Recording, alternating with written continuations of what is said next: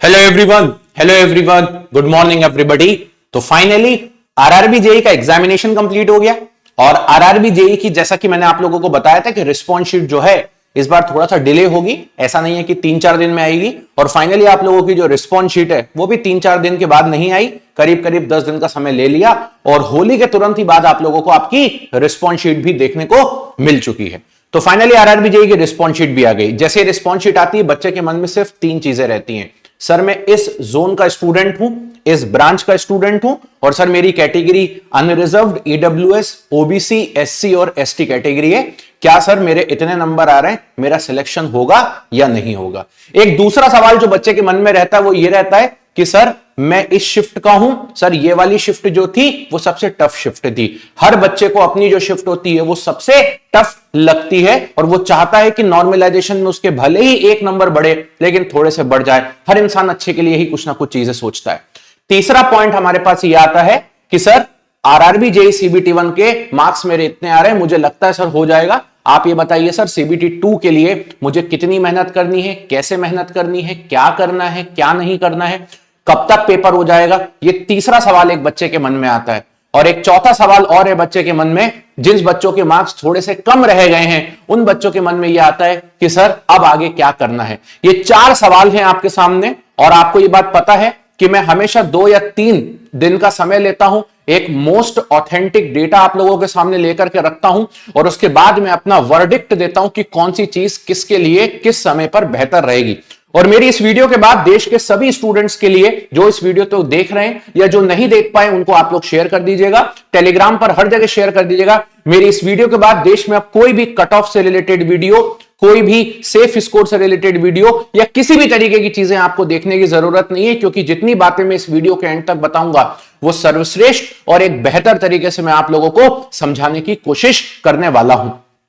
चलिए सबसे पहले मैं आपको यह बता देता हूं कि इस वीडियो के अंदर मैं क्या क्या बताने वाला हूं। जो मैंने 4 सवाल बोले हैं वो मैं आपको बताने वाला हूं, और एक 5वीं चीज और एक बच्चे के मन में रहती है, सर कौन कौन से क्वेश्चन पर ऑब्जेक्शन है। तो हमारी पूरी टीम एप्टीट्यूड के लिए, साइंस के लिए, जीके के लिए, रीजनिंग के लिए ऑलरेडी आप लोगों के लिए हर शिफ्ट के ऑब्जेक्शंस के वीडियोस आप लोगों के पास आते जा रहे हैं पिछले 2 दिन से, और 11 तारीख तक ही आते रहेंगे, और सारे ऑब्जेक्शन हमारे एंड से हम लोग कर देंगे। आपको परेशान होने की बिल्कुल भी जरूरत नहीं है। नाउ द पॉइंट इज, मैं आज आपके सामने वो 5 चीजों बताने वाला हूं। कितना कट ऑफ जाना है, क्या सेफ स्कोर है, सीबीटी 2 कब तक हो जाएगा, किस ब्रांच का, किस जोन का, किस कैटेगरी का क्या है। देखिए सबसे पहले तो एक चीज होती है कि कैसे मैं हमेशा से सही कट ऑफ आप लोगों को बताते आ रहा हूं।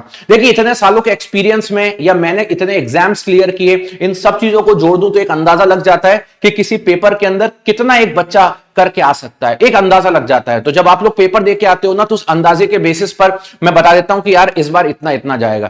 जैसे लास्ट टाइम का पेपर सीबीटी 1 का काफी इजी था, इस बार वैसा इजी नहीं था। मैंने सारी शिफ्ट की एनालिसिस करी, कहीं ना कहीं पेपर में जो बच्चे लास्ट ईयर 90 नंबर का अटेम्प्ट कर पा रहे थे वो बच्चे इस बार 80-75 में रह गए। जो बच्चे पिछले बार 80 अटेम्प्ट कर पा रहे थे वो बच्चे इस बार 65-70 की रेंज में रह गए। तो कहीं ना कहीं पेपर में काफी हद तक 10 से 20% की टफनेस बढ़ा दी गई थी, जिस वजह से बच्चों को काफी हद तक दिक्कतें हुई, और इस बार बच्चों के बहुत ज्यादा स्कोर नहीं आ रहे। अच्छा, कुछ बच्चे ऐसे भी हैं जिनके तो बहुत ज्यादा स्कोर है, वो आएंगे भी क्योंकि उनका नॉन टेक्निकल शुरुआत से ही स्ट्रांग रहा है। बट हर बच्चे के उतने मार्क्स नहीं आ रहे हैं, और कट ऑफ कभी भी टॉपर डिसाइड नहीं करता, कट ऑफ डिसाइड करती है एवरेज मार्क्स। दूसरी बात हमेशा याद रखना, रेलवेज के अंदर कौन सी शिफ्ट टफ है और कौन सी शिफ्ट इजी है, इसको एवरेज करके निकाला जाता है। जैसे एक शिफ्ट में 100 बच्चों ने पेपर दिया, तो 100 बच्चों के टोटल मार्क्स डिवाइड बाय 100 करके एक एवरेज निकाला जाता है। उस एवरेज से पता चलता है कि कितनी शिफ्ट में पेपर हुआ। आज से कुछ सालों पहले तक रैंक प्रेडिक्टर जैसी चीजें नहीं हुआ करती थी। आज टेक्नोलॉजी ने हमें रैंक प्रेडिक्टर जैसी चीजें बनाई। हमने आपके लिए एक रैंक प्रेडिक्टर डिजाइन किया, और उस रैंक प्रेडिक्टर में हम लोग आप लोगों से बोलते हैं कि आप अपने मार्क्स पुटअप करिए, रिस्पॉन्स शीट पुटअप करिए, क्योंकि उसमें आप गलत भी पुट नहीं कर सकते, आपको रिस्पॉन्स शीट डालना है।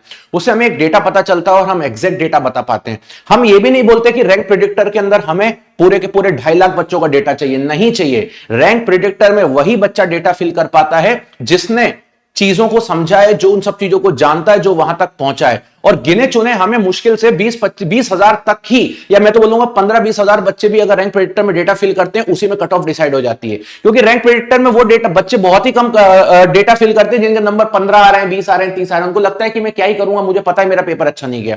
कुछ बच्चे ऐसे होते हैं जिनको ये पता है कि मेरे नंबर अच्छे आएंगे ही नहीं, मैं क्या करूंगा रैंक प्रेडिक्टर का। तो ऐसे स्टूडेंट, कुछ बच्चे ऐसे होते हैं जिनको रैंक प्रेडिक्टर के बारे में कुछ पता ही नहीं है, वो शायद उस ऑनलाइन दुनिया तक पढ़ने ही नहीं पहुंच पाए, उनको पता ही नहीं है। ऐसे बच्चों की भी रैंक प्रेडिक्टर में बिल्कुल भी नीड नहीं होती है। एक जेन्युइन स्टूडेंट रैंक प्रेडिक्टर में डेटा फिल करता है। आपको भी पता है 2500 वैकेंसीज है, 2500 इंटू 15 करूंगा, 30,000 के आसपास बच्चे चाहिए, इतने ही बच्चे चाहिए, इससे ज्यादा नहीं चाहिए। और 10,000 बच्चे, 15,000 बच्चे ही रैंक प्रेडिक्टर में डेटा कट ऑफ डिसाइड कर देते हैं। आज हम लोगों ने रैंक प्रेडिक्टर का डेटा लिया, पिछले 3 दिन में आप लोगों की भारी बहुमत रही, और आप लोगों का रैंक प्रेडिक्टर के डेटा में मैंने 4-5 चीजें बनाई हुई है। सबसे पहले मैं चलूंगा डिफिकल्टी लेवल पर।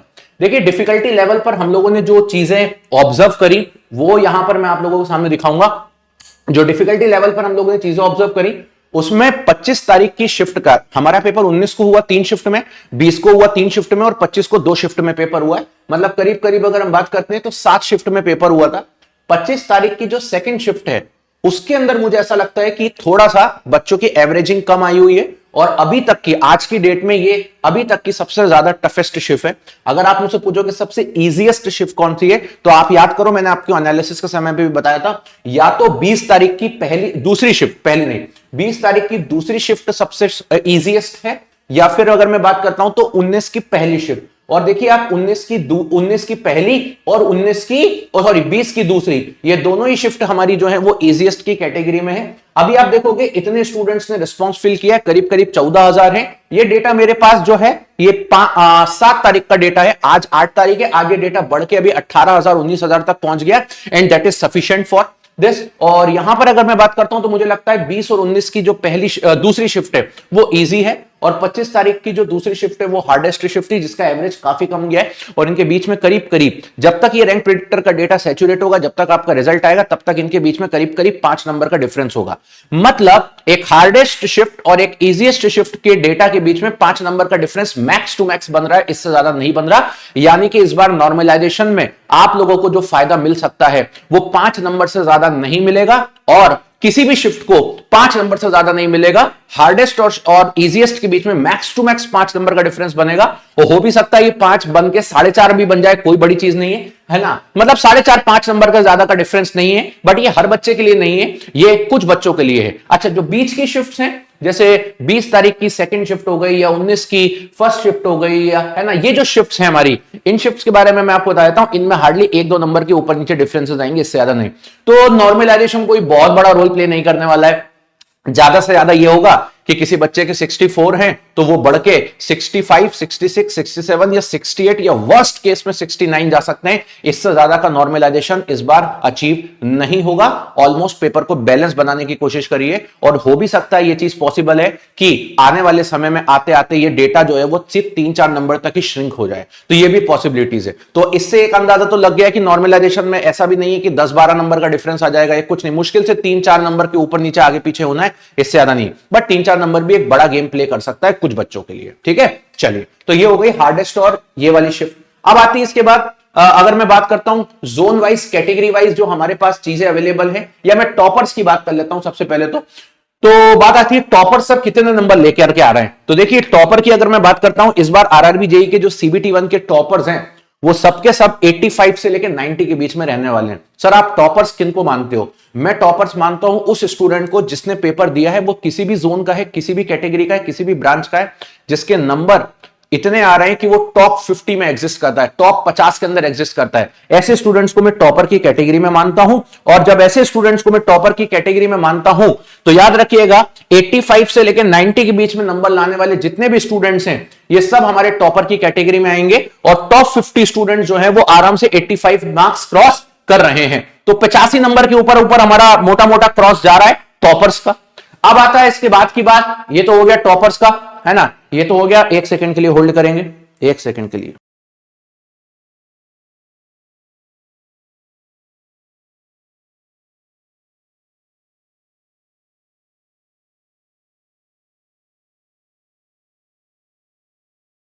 यहां पर अगर हम बात करते हैं टॉपर्स के बारे में, तो टॉपर के बारे में अगर हम बात करने जाएंगे यहां पे, तो टॉपर जो हमारे हैं वो 85 से लेकर के 90 के बीच में बिलोंग करेंगे।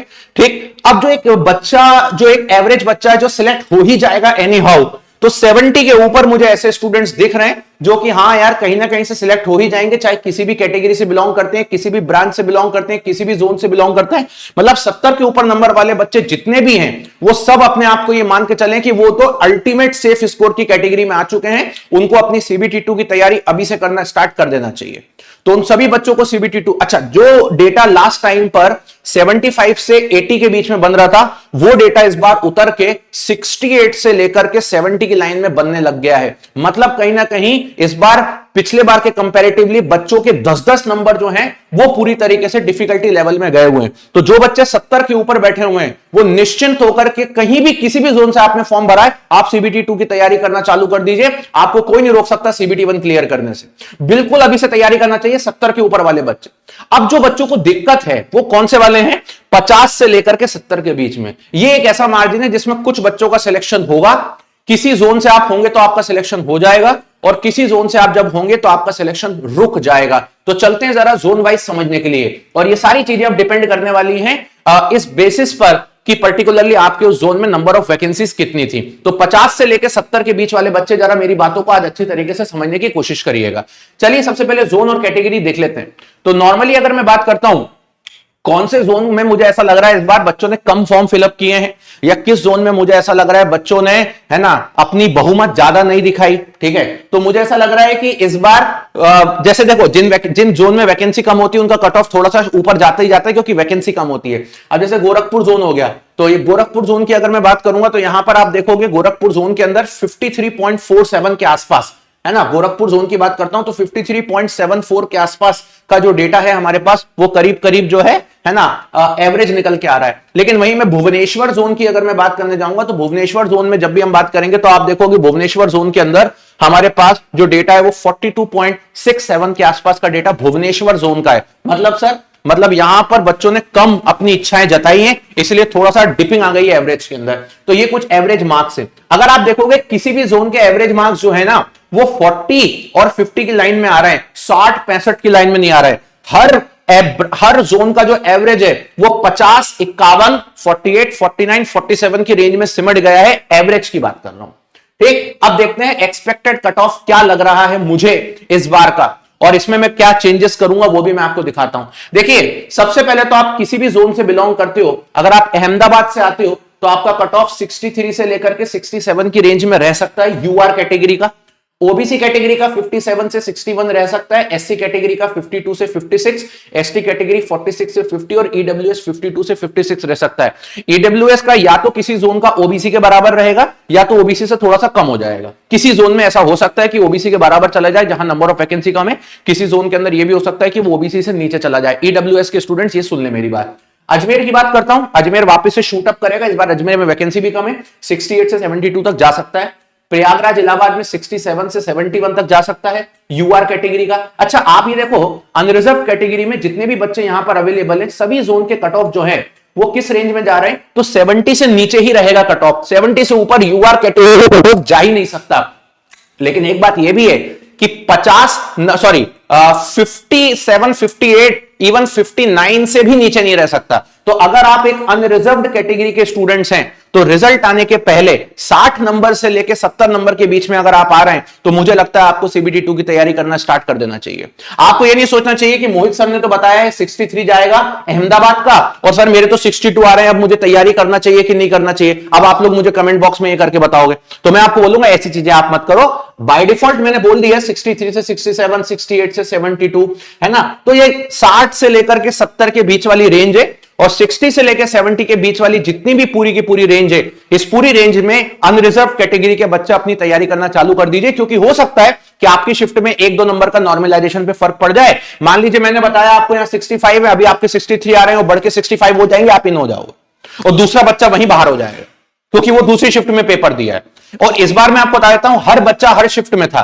ठीक है, किसी जोन का बच्चा 7 शिफ्ट में पेपर दिया है, किसी जोन का बच्चा 5 शिफ्ट में पेपर दिया है, किसी जोन का बच्चा 3 शिफ्ट में पेपर दिया है। तो इन सारी चीजों को ध्यान में रख के ही रेलवेज ने काम किया हुआ है।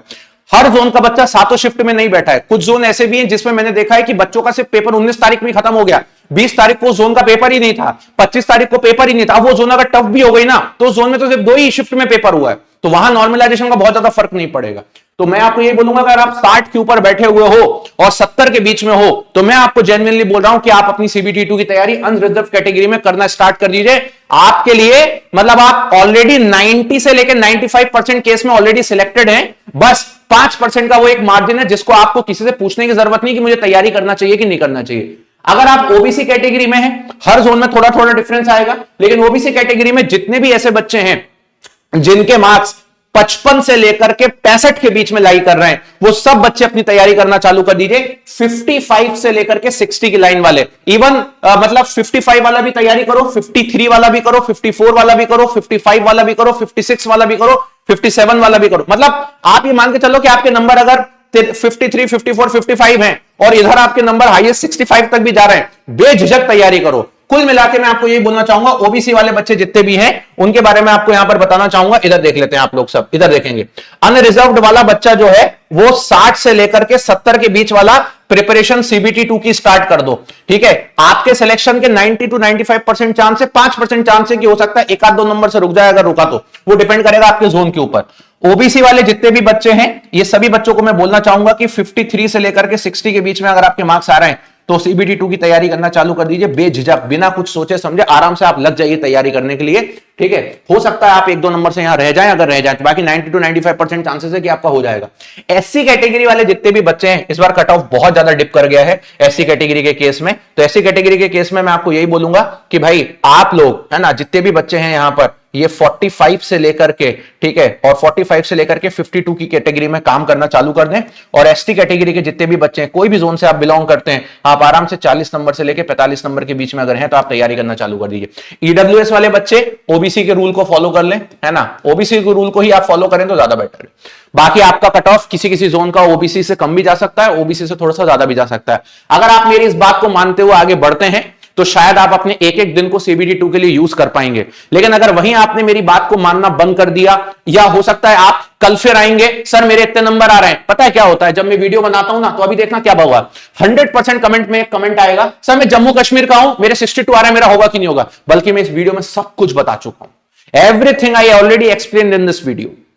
अब बात आती है कि आप इस पे कितना खरा उतरते हो, तैयारी करते हो। अगर मैं इस रेंज में होता, किसी भी कैटेगरी से होता, ठीक है, मैं अगर इस रेंज में किसी भी कैटेगरी से होता, मैं तैयारी करने लगता। अब जैसे मैं अनरिजर्व कैटेगरी में आता हूं, अगर मेरे 60 नंबर भी होते ना तो मैं आज से सीबीटी 2 की तैयारी करना चालू कर देता। मैं 1% भी नहीं सोचता, मैं सोचता यार मोहित सर ने बता दिया, तैयारी करना चालू करते हैं, बाकी देखा जाएगा, क्योंकि हर चीज हर इंसान के हाथ में नहीं है। आज 18,000 बच्चों का डेटा ही अवेलेबल है, इसमें कितने बढ़ जाएंगे, जेन्युइनली बोल रहा हूं, मुश्किल से 5,000 या 7,000 बच्चे और बढ़ेंगे, या वर्स्ट केस में 10,000 बच्चे बढ़ेंगे। 10,000 बच्चों से इसमें सिर्फ 1 या 2 नंबर का डिफरेंस आएगा और कुछ भी नहीं आने वाला, और वो डिफरेंस मैंने यहां ऑलरेडी लिख दिया। मुझे यहां पे 63 प्लस लिखना था, मैंने 60 लिख दिया। यहां पे मुझे 55 लिखना था, मैंने 53 लिख दिया। यहां मुझे 47 लिखना था, मैंने 45 लिख दिया। तो जो डिफरेंस आना है वो डिफरेंस ऑलरेडी मैंने लिख के ही यहां पे आपको बताया। तो अब आपके सामने है, तैयारी करना चालू कर दीजिए। Every category, every branch, every सब कुछ मैंने आपको बता दिया, और इसके अलावा कुछ आपको सोचना ही नहीं है, समझना ही नहीं है, देखना ही नहीं है। 30,000 बच्चों के आसपास 25 इंटू 15 कितना होता है, ठीक है ना, मतलब मेरे हिसाब से कितना हो गया, 10,000, और 25 इंटू 10 कितना हो गया, 10,000, और 25 इंटू 5, है ना। तो मेरे हिसाब से मुझे लगता है कि है ना, मेरे हिसाब से कितना हुआ बच्चा, कितना बच्चा सिलेक्ट होगा इस बार, 2517 वैकेंसी ना, एग्जैक्ट ही निकाल देता हूं, 2517 वैकेंसी ना, मैं एग्जैक्ट ही निकाल देता हूं।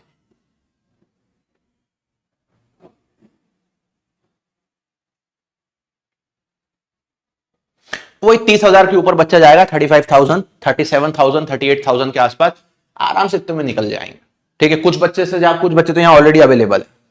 तो यही आपको बोलूंगा, लग जाइए तैयारी करने में और बेहतर तरीके से एग्जीक्यूट करिए। अब आपको देश में किसी भी वीडियो को, किसी भी वेबसाइट को कहीं पे भी परखने की जरूरत नहीं, आपके सामने ऑफिशियली मैंने ला करके रख दिया। लास्ट टाइम तो मैं इतना ऑफिशियली लाके भी नहीं रखा था। आप लोगों के जो रॉ मार्क्स है ना, वो भी हमारे पास कुछ इस प्रकार से रहते हैं। ये हमारे कुछ रॉ मार्क्स हैं, ये हमारे देखिए आप लोग कुछ अवेलेबल रहते हैं। ये देखिए बच्चों का पूरा रॉ डेटा अवेलेबल है, इन जिन बच्चों ने बताया, ठीक है। चलिए, तो this is all about your today session, और ये मैंने आप लोगों को यहाँ पे बताया। अब आपको लगता है कि सर मुझे CBT 2 की तैयारी करना चाहिए, तो उसके बारे में मैं आपको बता देता हूं। और सर ये पेपर कब तक होगा, CBT 2 का एग्जैक्ट पेपर कब तक होगा, इसके बारे में मैं आप लोगों को एक वीडियो और लेके आऊंगा कि CBT 2 एग्जैक्टली कब तक होगा। पूरा ऑफिशियली डेटा दूंगा मैं आप लोगों को। बाकी आपको तैयारी अभी से करना चालू कर देना चाहिए, उसके लिए आप कुछ मत करिए, इस वीडियो के नीचे डिस्क्रिप्शन में आ जाइए। जैसे आप इस वीडियो के नीचे डिस्क्रिप्शन में आ जाओगे, आप लोगों को यहां पर मिल जाएगा CBT 2 की तैयारी कैसे करनी है। तो आप देख सकते हो यहां पर ये RRB JEE के बैचेस हैं, CBT 2, CBT 2, CBT 2, CBT 2। आप जिस भी ब्रांच के हो, आप अपना अमाउंट ज्यादा इन्वेस्ट मत करिए, सिंपल सा CBT 2 की तैयारी करना चालू कर दीजिए। आप जिस भी ब्रांच के स्टूडेंट हैं, सर मैं इलेक्ट्रिकल का हूं, सिविल का हूं, मैकेनिकल का हूं, सबकी लिंक यहां पर मौजूद है। मान लीजिए आप इलेक्ट्रिकल ब्रांच के, तो इलेक्ट्रिकल की लिंक क्लिक किया, देख लो एक बार CBT 2, CBT 2, CBT 2, CBT 2, ये देख लीजिए, आपके जितने मार्क्स आ रहे हैं उसके अकॉर्डिंग देख लीजिए। अब अच्छा, आपको CBT 2 की तैयारी करने के लिए क्या क्या चाहिए? पहले तो आपको टेक्निकल का एक स्ट्रॉन्ग कंटेंट चाहिए, जिसमें आपको हर टॉपिक डिटेल में समझाया गया हो। ठीक, तो आप लोगों को एक लाइव कोर्स हमने ऑलरेडी CBT 2 का प्रोवाइड कर दिया, ये लाइव प्लस रिकॉर्डेड फॉर्म में दोनों में रहने वाला है, स्पेशली CBT 2 के लिए। CBT 2 का जो नॉन टेक्निकल है वो पूरा आपके पास लाइव में अवेलेबल होना चाहिए, करंट अफेयर्स आपके पास प्रॉपर में होना चाहिए, और एक डिटेल में रिकॉर्डेड कोर्स भी आप लोगों के पास अवेलेबल होना चाहिए। ये सारी चीजें आपके पास अवेलेबल है, प्लस आपके पास टेस्ट सीरीज होनी चाहिए, ठीक है, जहां पे वो सभी बच्चे हों, और इसकी प्राइस भी ज्यादा नहीं होना चाहिए। तो आपका CBT 2 जब तक नहीं हो जाता तब तक ये प्राइस रहने वाली है, और ये प्राइस भी कम हो जाएगी अगर आप यहां पे टेक्स्ट बुक का यूनिवर्सल कूपन कोड लगा दो मोहित के। तो जैसे आप मोहित के लगाओगे, ये 1800 रुपए ही प्राइस हो जाएगी, और इससे ज्यादा प्राइस क्या ही हो सकती है, या इससे कम क्या ही प्राइस हो सकती है, तो ये आप लगा सकते हो। आपको पर्सनल गाइडेंस चाहिए मुझसे, तो आप टेलीग्राम पे भी रीच आउट कर लीजिएगा। ये टेक्स्ट बुक का यूनिवर्सल कूपन कोड है, जब ये लगाओगे तो ये डिस्काउंट मिल जाएगा। और ये मोहित के, मैं यहाँ पे मोहित कासन्या सर टेक्स्ट बुक,